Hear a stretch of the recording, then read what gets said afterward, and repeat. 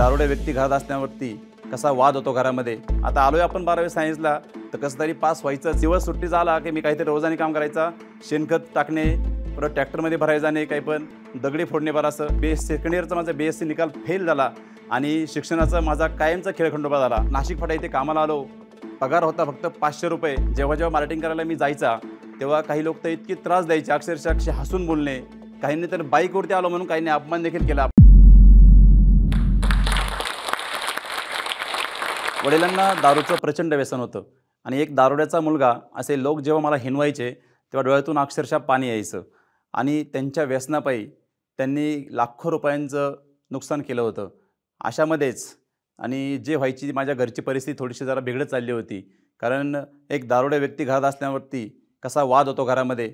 आणि अशामध्येच माझ्या शिक्षणाचं मी सेकंड इयर BScला माझा निकाल फेल लागला आणि तिथे माझं शिक्षण पूर्णपणे थांबलं गेलं। त्या काळामध्ये मी रोजाने कामाला जायचा, अगदी ज्वारी काढणे काम करायचा, शेतातपर्यंत ती कामं मी करायचा, अगदी शेण काढणे, कोणतेही कामं असो, अगदी पार विहिरीवरती दगडी फोडणे असो, असे कोणतेही काम मी त्यावेळेस करत असो। आणि अशातच आमच्या मामांनी मला पुणे या ठिकाणी एक 500 रुपये पगारावरती पेस्ट कंट्रोलचं ऑपरेटर म्हणून मला कामाला लावलं आणि तिथूनच माझी आयुष्याची खरी सुरुवात झाली। हळूहळू शिकता व्यवसायात पडत चाललो, परंतु आमचा व्यवसाय असा होता की त्यात थोडंसं पॉयझनचा वापर हा करावा लागतो कीटक मारण्यासाठी। म्हणून मी हे कुठेतरी आपण थोडं चुकीचं काम करतोय असं माझं मन मला सारखं सांगत होतं। म्हणून आपण थोडेसे जरा सर्च करत गेलो आणि काही औषधं आपल्याला सापडत गेली। तसं एका औषधाचं मला पेटंट भेटलं आणि पेटंट जसं भेटलं तसं मी पुन्हा मागे वळून पाहिलेलं नाही। कधीकाळी मजुरी करणारा मी आज माझं उत्पन्न लाखोंच्या घरात आहे। नमस्कार, माझं नाव बिपिन चौधरी, तालुका आंबेगाव, जिल्हा पुणे येथील एका शेतकरी कुटुंबातील मी एक तरुण आहे। माझे आईवडील तसे खूप कष्टकरी आहेत, परंतु वडिलांचं व्यसन हे मात्र काही जात नव्हतं।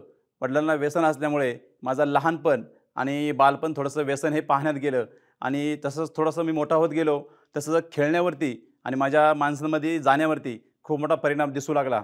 कारण माणसामध्ये बसण्यास मला कसं तरी वाटू लागलं, कारण व्यसन आमच्या संध्याकाळचं घरचं वातावरण थोडंसं वेगळं असायचं आणि सकाळी वातावरण घरचं वेगळं व्हायचं। अशा वातावरणामध्ये मी कसं तरी 10वी पास झालो आणि 10वी नंतर आता पुढे करायचं काय सांगणारं घरातील असं कोणीच नाही की त्यांना शिक्षणाचं थोडंसं माहिती आहे। परंतु कसंबसं आमच्या जवळच्याच एका गावामध्ये सायन्स फॅकल्टी असल्यामुळे मी 11वी सायन्सला ॲडमिशन घेतलं। पण 11वी सायन्सला गेल्यानंतर मला समजलं की हे सायन्स म्हणजे संपूर्ण इंग्लिशमध्ये मला काहीच कळत नव्हतं। कसंबसा एक 5 ते 6 महिने गेले, इंग्लिशचं मला थोडंफार कळू लागलं, ते मी थोडंसं ज्ञात करून घेऊ लागलो आणि 11वी सायन्स माझी कशीबशी पास झाली। 12वी सायन्सला गेलो आणि 12वी सायन्सला पण असंच अवघड मला जात होतं, परंतु अभ्यास करून आपण कसं तरी प्रयत्न करूया। आता आलोय आपण 12वी सायन्सला, तर कसं तरी पास व्हायचंच ह्या उद्देशाने मी प्रयत्न करू लागलो, पण अभ्यास काही जमत नव्हता। शेवटी 12वी सायन्स निकालाचा दिवस आला आणि मी आमच्या आईला सांगितलं की आई, आज माझा निकाल आहे, पण मला वाटत नाही मी पास होईल म्हणून। पण आई बोलली की बाळा, तू फक्त निकाल पाहून तरी ये। आणि शेवटी मी निकाल पाहायला गेलो आणि 12वी सायन्स मी कसाबसा फक्त काठावरती पास झालो। शेवटी तो आनंद मला खूप छान वाटला। आता 12वी सायन्सनंतर पुढे काय करायचं, तर 12वी सायन्सनंतर मला फक्त माहीत होतं की 13वी 14वी 15वी नक्की कोणता कोर्स आहे, कोणता डिप्लोमा आहे, काही कोणी सांगणारं नव्हतं। नातेवाईकापैकी कोणी सांगायला पण जवळ आलं नाही की हा कोर्स कर, तो कोर्स कर। शेवटी मी BSc फर्स्ट इयरला ॲडमिशन घेतलं आणि BSc करण्याचा निर्णय मीच घेतला आणि शेवटी माझी BSc चालू झाली। परंतु BScच्या दरम्यान 11वी 12वी जेव्हा मला सुट्ट्या उन्हाळ्याच्या लागायच्या तेव्हा मी खूप काही कामं करायचो। म्हणजे दिवस सुट्टी झाला की मी काहीतरी रोजाने काम करायचा, शेणखत टाकणे, परत ट्रॅक्टरमध्ये भरायला जाणे, काही पण दगडी फोडणे बरासं काही कामं मी करू लागलो। आणि असेच म्हणता स्वतः मी BSc चालू असताना पण सुट्ट्यामध्ये आमच्या MIDC भोसरी इथं MIDC आहे, तिथे मी कंपनीत काम करू लागलो। काम करता माझा खर्च मीच सोडावा असा माझा उद्देश होता आणि मी ते काम करत चाललो होतो। शेवटी माझी BSc आणि घरचं थोडंसं वातावरण, काही थोड्या पैशाची काही तणतण, अशामध्ये माझी BSc थोडी रखडली गेली आणि शेवटी त्याच वर्षी सेकंड इयरचा माझा BSc निकाल फेल झाला आणि शिक्षणाचा माझा कायमचा खेळखंडोबा झाला। शेवटी शिक्षण माझं पूर्णपणे थांबलं गेलं आणि मग आता पुढे करायचं काय? शिक्षण तर थांबलं, काहीतरी करायला पाहिजे। आता उत्पन्न साधन गावात काहीच नाही, गावी शेती तीही पावसावर अवलंबून। शेवटी काहीतरी निर्णय घ्यायला पाहिजे। पुणे शहर आपल्याला जवळ आहे म्हणून काहीतरी काम करायचं, पण कामाला आपल्याला न्यायचं कोणी, कामाला लावणार कोण आपल्याला, हा मुद्दा मी सारखा विचार करत होतो। एके दिवशी अचानक आमचे बाबा आले, आमच्या आईचे वडील, आणि त्यांनी एक चिठ्ठी आणली। चिठ्ठीवरती मामांचा मोबाईल नंबर होता आणि बाबांनी सांगितलं की तुला संध्याकाळी नाशिक फाटा पुणे येथे मामांनी बोलवलं आहे आणि तुला एक छानसं काम त्यांनी पाहिलं आहे, तर तुला तिथं लगेच जायचं आहे. शेवटी मी इतकं आनंदित झालो, कारण मला माझं गाव सोडायला लागणार होतं. असं गाव की ज्या गावातली माझी शेती संपूर्ण पावसावर अवलंबून आहे, जिथे उत्पन्न साधन अत्यल्प आहे. कशी माझी लोकं जगत असतील, मला आत्तापर्यंत पडलेला हा फार मोठा प्रश्न आहे. परंतु लगेच मी इतका आनंदित झालो, ती चिठ्ठी माझ्यासाठी एक स्वर्गसुख घेऊन आली, मला असं वाटायला लागलं. आणि मी लगेच माझं गाव सोडलं. संध्याकाळी बरोबर नाशिक फाटा पुणे इथे आलो. तो काळ होता 2004चा. माझं वय होतं तेव्हा 19 वर्ष आणि माझं गाव मी कामासाठी सोडलं. जेव्हा गाव सोडताना काहीतरी कुठे आपण कामाला चाललोय याचा चेहऱ्यावरती माझ्या आनंद वसंडून वाहत होता. आणि मग नाशिक फाटा इथे कामाला आलो. पगार होता फक्त ₹500. एक पेस्ट कंट्रोलची कंपनी मी इथे जॉइन केली होती आमच्या मामांच्या ओळखीने. मामांनीच मला कामाला लावलं होतं आणि साधारणपणे 1 वर्षानंतर 500, नंतर ₹900, नंतर ₹1200, नंतर ₹1500 असा माझा पगार झाला. असा मी तिथं काम करत होतो. शेवटी पगारावरती डिपेंड माझं काहीच नव्हतं, कारण तिथे वाचणारे माझे चुलता-चुलती मला पाहत होते सगळं. माझा बाकीचा खर्च ते करत होते संपूर्ण सगळा. त्यामुळं पगारावरती मला काही डिपेंड नसल्यामुळे मी काहीतरी काम शिकतो याचा मला आनंद फार होत होता. 2004-5चा काळ असेल, की जेव्हा त्याच काळात मला फक्त 1500 ते 1200 फक्त पगार त्या वर्षीचा आणि त्याच काळात माझं लग्न झालं. कारण घरचा आमचा एकत्र खटला असल्यामुळे की मला तशी मुलगी पाहायला काही अडचण पडली नाही आणि नशिबाने माझं लग्न झालं आणि शेवटी घरावरती माझ्या घराची जबाबदारी माझ्यावरती पडली. शेवटी मी एका कंपनीमध्ये ₹1500 पगारावरती काम करत होतो. 8 तास 12 तास रोज मी काम करत होतो आणि शेवटी मग मी एक विचार केला की आपण 8 तास 12 तास दुसऱ्या कंपनीत काम करण्यापेक्षा आणि त्यांचे मी संपूर्ण कामाचं थोडं शिकल्यानंतर आपण स्वतः कंपनी का टाकायची नाही, असा मी विचार केला. तर मी मामांबरोबर थोडी चर्चा केली आणि मामांनी मी थोडासा निर्णय घेतला की आपण छोटीशी एक फर्म चालू करू. म्हणून ते एक 2005-6चा काळ असेल. मी थोड्या दिवसामध्ये छोटीशी एक फर्म चालू केली. आता व्यवसाय तर सुरू केला, पण मार्केटिंग करताना खूप अडचण पडायची. जेव्हा मार्केटिंग करायला मी जायचा, तेव्हा काही लोक तर इतकी त्रास द्यायचे. अक्षरशः काही लोक आपल्याला टाळणे, न बोलणे, उद्या ये म्हणणे किंवा काही वेळ पण न देणे, असे हसून बोलणे. काहींनी तर बाईकवरती आलो म्हणून काहींनी अपमान देखील केला आपला, की वेळ आमच्याकडे बाईक आहे. आता बाईक आहे हा आपला काही गुन्हा नाही, पण लोकांना ते बाईकचा दृष्टिकोन लोकांचा वेगळा गेला पाहण्यासाठी. असा मार्केटिंगचे खूप अनुभव आले. एका सिक्युरिटीने तर एकदा हात धरून मला बाहेर काढले, तरी काही वाटलं नाही. बाहेर काढले असं कारण घडलं, की मी त्याला विचारायला गेलो, की "सर मला साहेबांना भेटायचं आहे." तर मी साहेबांना भेटायला तो जा जा बोलला. नंतर मी आत गेलो. आत गेल्यानंतर साहेबांनी मला पाहिलं. साहेब बोलले, "तुम्ही विचारलं कोणाला? तुम्ही अपॉइंटमेंट घेतली का?" म्हटलं, "मी नाही घेतली." ते म्हणले, "तुम्ही जाऊ शकता." तर तो सिक्युरिटीला खूप बोलला. शेवटी सिक्युरिटीने मला हात धरून गेटच्या बाहेर काढलं.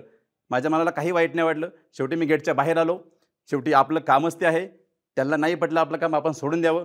नंतर पण एक वेळ अशी घडली, की नंतर माझं काम त्यांना कोणीतरी सांगितलं.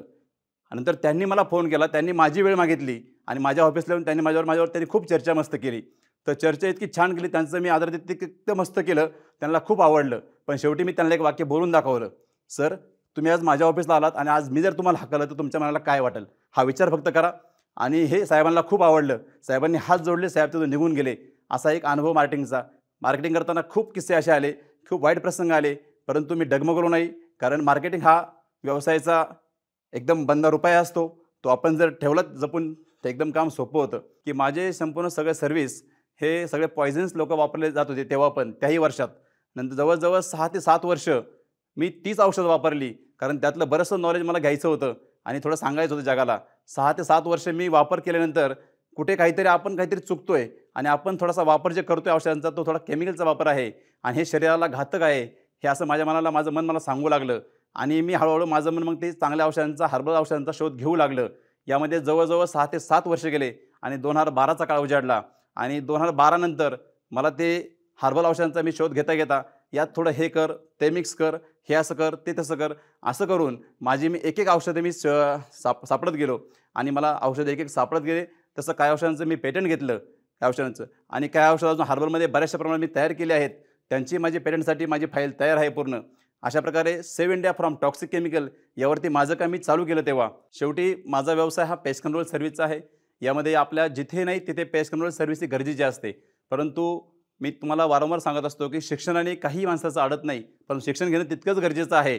एक साधा माणूस काहीतरी शोध लावू शकतो, याचं माझा खूप अभिमान आणि आनंद वाटतो फार. आणि तसेच थोडक्यात नंतर मला जसं पेटंट भेटलं, तसं पेटंट भेटल्यानंतर माझी किंमत काल जशी होती ₹1, आज माझी किंमत अचानक ₹2 झाली. हे मला लोकांमधून कळू लागलं. लोकं मला फोन करू लागले वारंवार सारखे, की मला वाटलं काहीतरी मी वेगळं असं केलं आहे आणि छान केलं आहे. की बाकी लोक बाहेर हे वापरतात आणि आता आपण हे वापरतोय, असा थोडासा बदल मी केला. काहीतरी इनोव्हेटिव्ह एक प्रॉडक्ट मी तयार केलं. शेवटी आपल्या थ्रू मी आपल्याला एवढं सांगू इच्छितो की तुम्ही स्किल आणि तुम्ही ते कसं घेता याच्यावरती डिपेंड बरंचसं आहे. शिक्षणाने संपूर्ण सगळं भेटतं आणि शिक्षणच घ्यायला पाहिजे असं अजिबात नाही. आणि म्हणून शेवट सांगेल मी आता की फक्त मेहनत करत राहा आणि लोकांचं बोलणं फक्त काम असतं. लोकांकडे लक्ष देऊ नका. तुमचं मन जे म्हणेल तेच तुम्ही ऐकत राहा. शेवटी आता हेच सांगेल की इनोव्हेटिव्ह काहीतरी आयडिया व्यवसायामध्ये करा, तरच तुम्ही सक्सेस 100% व्हाल.